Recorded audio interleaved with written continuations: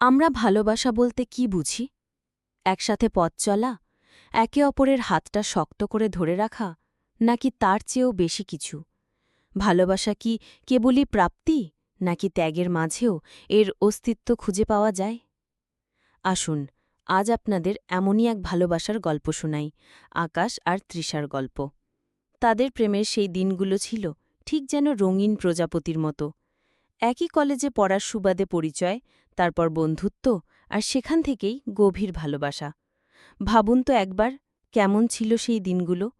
একসাথে ক্লাস করা, লাইব্রেরিতে পাশাপাশি বসে বইয়ের পাতায় চোখ লিখেও মাঝে মাঝে একে অপরের দিকে তাকিয়ে মুচকি হাসা, এগুলোই ছিল তাদের সহজ, সুন্দর পৃথিবী। তৃষার স্বপ্নগুলো ছিল আকাশের মতোই বিশাল, আর আকাশের পুরো দুনিয়া জুড়েই ছিল শুধুই তৃষা। একদিন বিকেলে কলেজ ক্যাম্পাসের সেই প্রিয় বেঞ্চটাতে বসে তৃষা আকাশের কাঁধে মাথা রেখে বলেছিল, তুই না থাকলে আমার সকালটা এত সুন্দর হতো না। আকাশ তৃষার চুলে আলতো করে হাত বোলাতে বোলাতে উত্তর দিয়েছিল, তুই আছিস বলেই তো আমার বেঁচে থাকাটা এত রঙিন। কি নিষ্পাপ, কি গভীর ছিল সেই ভালোবাসা। কিন্তু জীবনের সব গল্প কি স্বপ্নের মতো হয়? সব পথ কি মসৃণ থাকে? হঠাৎ একদিন সেই রঙিন প্রজাপতিটা হারিয়ে গেল। তৃষা হারিয়ে গেল। তার ফোন বন্ধ, সোশ্যাল মিডিয়া নীরব, বাড়ির দরজাও তালা বন্ধ। আকাশ পাগলের মতো তাকে খুঁজে ফিরছিল। প্রতিটি বন্ধুর দরজায় কড়া নেড়েছে, প্রতিটি চেনা রাস্তায় ঘুরে বেরিয়েছে, কিন্তু তৃষার কোনো চিহ্ন কোথাও ছিল না।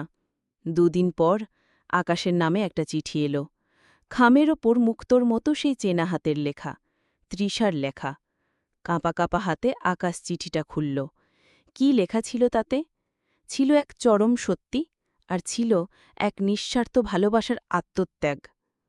তৃষা লিখেছিল, আকাশ, যখন তুই এই চিঠিটা পড়বি, আমি তখন তোর থেকে অনেক অনেক দূরে। জানি তুই খুব রাগ করছিস, কিন্তু আমার আর কিছু করার ছিল না। আমার শরীরে ক্যান্সার ধরা পড়েছে, একদম শেষ পর্যায়ে। ডাক্তার বলেছেন আমার হাতে আর বেশি সময় নেই। আমি চাইনি আমার এই ভাঙাচোরা শরীরটা তুই দেখিস। আমি চেয়েছি তোর চোখে আমার সেই হাসিখুশু ওকটাই যেন থেকে যায়। তুই একটা ভালো ছেলে আকাশ, তোর জীবনটা আলো আর হাসিতে ভরে উঠুক, এটাই আমি চাই। তাই নিঃশব্দে চলে গেলাম। ভালো থাকিস। আর হ্যাঁ, কোনো এক বর্ষার দিনে যদি খুব মনে পড়ে, তাহলে জানিস আমি দূর থেকেও তোকে কতটা ভালোবাসি। ভালোবাসা মানে শুধু একসাথে থাকা নয়, ভালোবাসা মানে দূরে থেকেও একে অপরের জন্য প্রার্থনা করা। ভালোবাসা মানে হাজার ঝড়ের পরেও একজনের স্মৃতিকে সারা জীবন নিজের হৃদয়ে আঁকড়ে ধরে বেঁচে থাকা। তৃষার মতো নিঃস্বার্থভাবে কারোর মঙ্গল কামনা করাও ভালোবাসা, আর আকাশের মতো সেই ভালোবাসার স্মৃতিকে নিজের বেঁচে থাকার পাথেয় করে নেওয়াও ভালোবাসা।